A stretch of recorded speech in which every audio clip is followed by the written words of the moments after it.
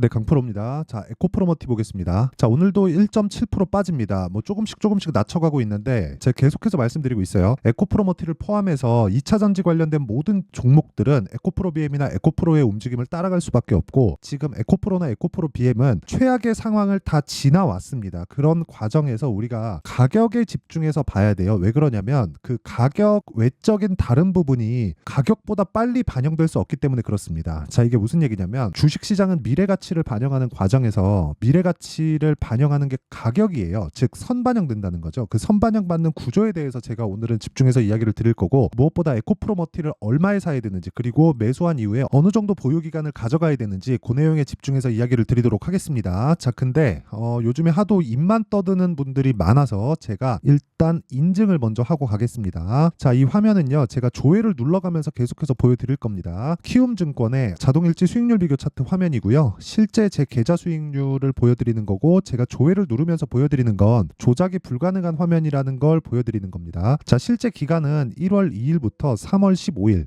그쵸? 2달 반 정도의 기간 동안 내 계좌 수익률은 112%입니다. 2배가 넘었죠. 자, 근데 같은 기간 동안 코스피와 코스닥의 등락률은 평균적으로 따지면 한 1% 내외 정도 되니까 시장은 그렇게 좋은 움직임은 보이지 못했다는 거죠. 그것 대비해서 내 계좌 수익률은 거의 한 100%를 넘어갔으니까 한 2배 이상 나오고 있는 그런 상황이다.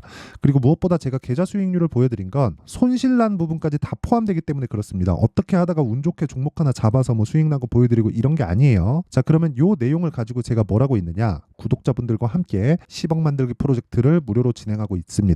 자, 그러면 사실상 그 말도 안 되는 수익을 내고 있는데 어떤 종목을 매매하길래 이런 수익을 내는지 그 내용까지 이야기를 드릴 테니까 이 내용에 대해서 이해를 하시면, 다시 말씀드리지만 어떤 종목에 가서도 수익을 낼 수 있는 가격 전략에 대해서 알 수 있을 겁니다. 자, 일단 이 화면은요 0606 화면입니다. 키움증권의 0606 화면이고, 실제 제가 매매한 타점에 대해서 다 나오는 그런 화면이다. 자, 그리고 지금 보면 자람테크놀로지가 나오죠. 자람테크놀로지 같은 경우에는 제가 3월 11일 날 매수해서요 54,300원에 매수해서 95,100원 3월 13일 날 매도를 했고요. 실제 수익률은 74%입니다. 뭐 상한가를 2번이나 올라가고 그 다음날 또 갭 구간에서 매도를 했기 때문에 뭐 이 정도 수익은 너무 당연하죠. 근데 어느 시점에서 강세를 보였는지가 중요한 겁니다. 자, 정확하게 신고가 구간에서 매매가 진행됐고요. 저가에 매수하려는 노력 자체를 하지 않았다. 그렇죠?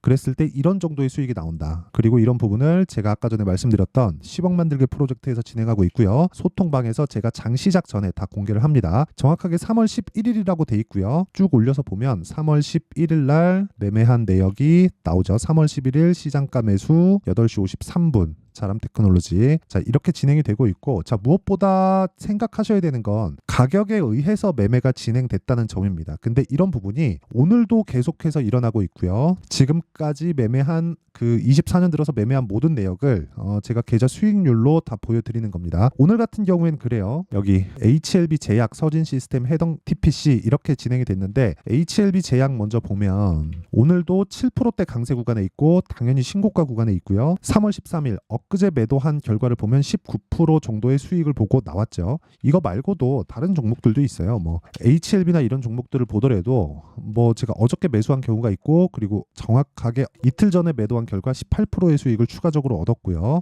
1월 달에 매매한 결과를 보더라도 그쵸? 31%. 근데 걸린 기간은 대략 한 4에서 5일 정도밖에 걸리지 않는다. 가격적인 부분을 봤을 때 단기간 수익을 낼 수 있는 타점을 이해할 수 있다는 거예요. 근데 이 기준이 되는 건 선반영, 그리고 신고가 구간에 대한 이해가 필요하다는 겁니다. 이런 부분에 대해서 내가 이해가 안 되면 소통방에 들어와서 배우면 되고, 무엇보다 무료로 진행한다. 왜? 채널 성장을 위해서입니다. 자, 그래서 구독과 좋아요, 돈 안 받고요. 구독과 좋아요 부탁드리고, 상단에 있는 전화번호로 10억, 자 10억이라고 문자 보내주시면 제가 소통방 입장 링크를 순차적으로 공유를 해드리도록 하겠습니다. 자, 그러면 뭐 인증은 요 정도 하면 되는 것 같아요. 뭐 다른 종목도 많은데 뭐 계좌 수익률을 깐 마당에 뭐 더 뭐 보여드릴 게 없네요. 자, 어쨌든 지금 중요한 건 에코프로 머티리얼즈를 어떻게 보는지 거기에 대한 내용인데, 무엇보다 에코프로 머티를 보기 위해서는 에코프로 BM에 대해서 이해를 하고 가는 게 중요합니다. 그리고 에코프로 BM에 맞춰서 에코프로 머티가 어떤 정도의 움직임을 나올지 그 내용도 중요하니까 잘 들으셔야 됩니다.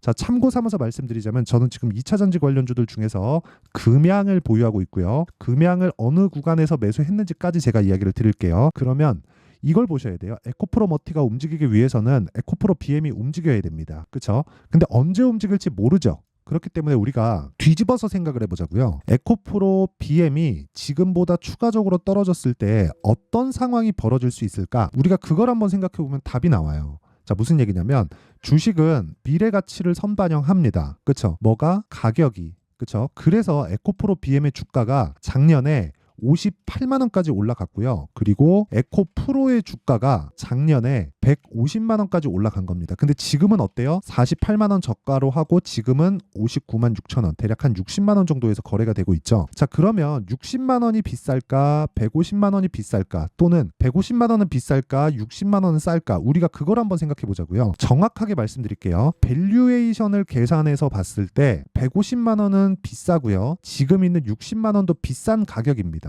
그리고 에코프로 머티의 지금 15만 원의 가격도 비싼 가격이에요. 그런데 주식, 즉 올라가는 주식 모두는 다 비싸게 거래됩니다. 이게 무슨 얘기냐면 프리미엄을 받아서 거래된다는 거예요. 아까 전에 제가 선반영 논리에 대해서 이야기를 드린 것과 같은 이야기인데, 자, 잘 들으셔야 됩니다. 주식시장은 지금 실적이 좋은 게 아니라 앞으로 실적이 좋아지는 부분을 먼저 반영하는 과정에서 내가 주식이라고 쳐볼게요. 내가 가격을 먼저 올라가는 거예요. 그러면 올라가는 과정에서 비싸지죠. 그렇죠? 그러면 올라가는 시점에서는 앞으로 실적이 좋아지는 거니까 지금 실적은 안 좋다는 거잖아요. 그런 부분을 실적을 보면 알 수 있어요. 자, 보세요. 에코프로의 실적을 보면 2020년부터 21년까지 15배 올랐습니다. 그리고 나서 22년도, 그쵸? 22년도에 6천억인데 실적이 600억에서 6천억까지 2년 만에 10배 정도의 실적 성장을 이뤄냈어요. 근데 주가가 올라간 폭은 20년에서 21년까지 15배 올랐다는 거죠. 실적은 1000% 올랐어요. 2년 동안. 근데 주가는 1년 반 동안 1500% 올랐다는 거죠. 엄밀히 따지면 한 3년 정도 기간 동안 주가는 고가 기준에서 1500% 올랐고요. 3년 정도 기간 동안 실적은 대략 한 800에서 900% 정도 올랐죠. 그렇죠? 그러면 우리가 이렇게 생각을 해보자고요. 딱 지금부터 평균치를 한번 보겠습니다. 우리가 1년에 1억을 버는 어떤 가게를 하나 한다고 생각해 볼게요. 뭐 편의점이라고 칩시다. 그냥 이 편의점을 하나 하는데 이 편의점이 1년에 1억을 벌어요. 그냥. 그쵸? 그러면 이 편의점을 누가 와가지고 1억에 산다고 해요. 그러면 그걸 내가 1억 받고 파나요? 안 팔죠. 그쵸? 당연히 프리미엄을 받아서 받죠. 왜? 그게 권리의 개념이잖아요. 권리금. 그쵸? 그 권리의 개념이 주식시장에서는 PER이에요. 이걸 가지고 멀티플이라고 이야기를 합니다. 자, 무슨 얘기냐면 지금 가장 좋은 실적이었던 6천억 기준에서 봤을 때 10배 프리미엄을 주면 6조 원. 그쵸?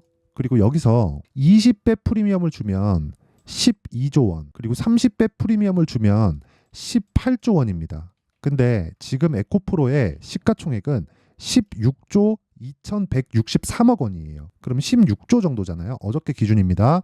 16조 정도인데 16조면 30배 정도의 프리미엄을 받았던 거예요. 최대 실적에 비해서. 근데 지금은 실적이 더 떨어졌죠. 그렇기 때문에 지금은 6천억이었을 때도 비싸고요. 그리고 150만 원이었을 때는 지금보다 곱하기 3 해야 되잖아요. 프리미엄을 많이 받고 있었다는 거예요. 근데 중요한 건 올라가는 주식 모두는 프리미엄을 받아서 거래가 됩니다. 이게 선반영 논리의 기본이에요. 이거에 이해가 안 되면 주식시장에서 시세가 올라가는 게 단순히 뭐 차트 보고 무조건 그냥 뭐 어디 돌파했네요 이렇게만 보는 거예요. 근데 그게 필요 없다는 게 아니라 이 기준을 깔고 나서 어떤 구간을 돌파했는지에 대해서 파악을 내가 해야 된다는 겁니다. 그렇죠? 이 내용에 대해서 이해가 안 되면 절대 안 돼요. 그러면 절대 돈 못 법니다. 자, 그래서 답이 뭐냐? 에코프로 머티가 올라가기 위해서는 에코프로 BM이 올라가야 돼요. 에코프로 BM이. 근데 언제 올라갈지 모르니까 에코프로 BM이 안 빠지는 구간을 찾아서 우리가 에코프로 머티의 보유 기간을 조율할 수 있는 가격대를 찾자가 오늘 내용의 핵심입니다. 그리고 그런 내용을 제가 소통방에서 진행하고 있고 상대적으로 금양이 더 빠른 움직임을 보일 수 있기 때문에 저는 금양을 매수를 해가지고 있는 상황이에요.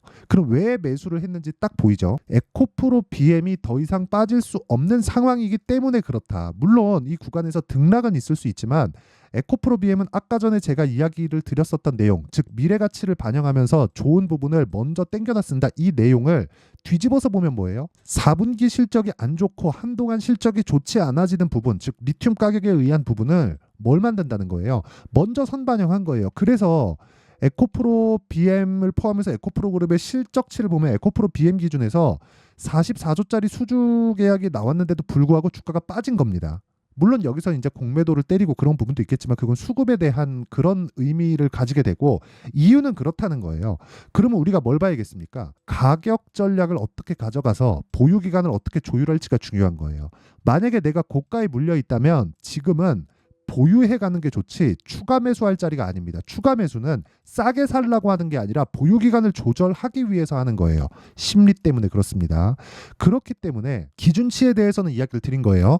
그렇기 때문에 제가 HLB를 매매한 내용을 보잖아요. 선반영 받는 첫 번째 단계인 신고가를 지나왔어요. 12월 달에. 그리고 나서 조정을 줍니다. 그리고 반등을 확인한 이후에 매수해요. 제가 이 구간에서 매수하나요? 아니죠. 이 구간이 나와봐야 저가인지 아는 것이기 때문에 확인하고 반등까지 본 이후에 매수하고 하나 둘 셋 넷 4거래일 동안 31.9%의 수익. 그쵸? 그리고 나서 어떻습니까? 내가 판 것보다 63,100원에 팔고 추가적으로 올라가는 상황에서 뭐가 나왔어요? 다시 매수하는 구간을 잡죠.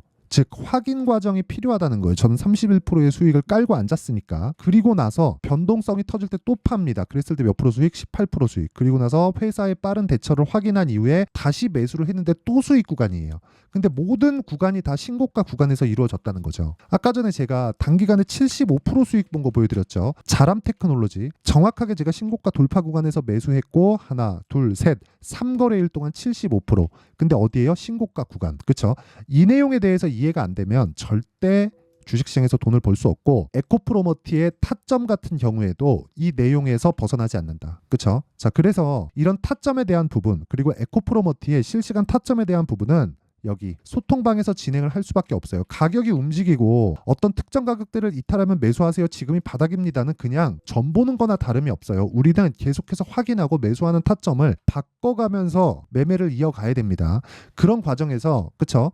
어떤 특정 가격대가 아니라 그 가격대에 맞춰서 시세가 연동할 수 있는지를 체크해야 되기 때문에 어쩔 수 없이 소통방에서 진행할 수밖에 없고 무엇보다 중요한 건 무료로 진행한다는 점. 자, 그래서 돈은 안 받지만 구독과 좋아요 부탁드리고요. 상단에 있는 전화번호로 10억이라고 문자 보내주시면 제가 소통방 입장 링크를 순차적으로 공유를 해드리겠고요. 그리고 어떤 식으로 가격에 대한 원리를 잡는지 그 내용은요.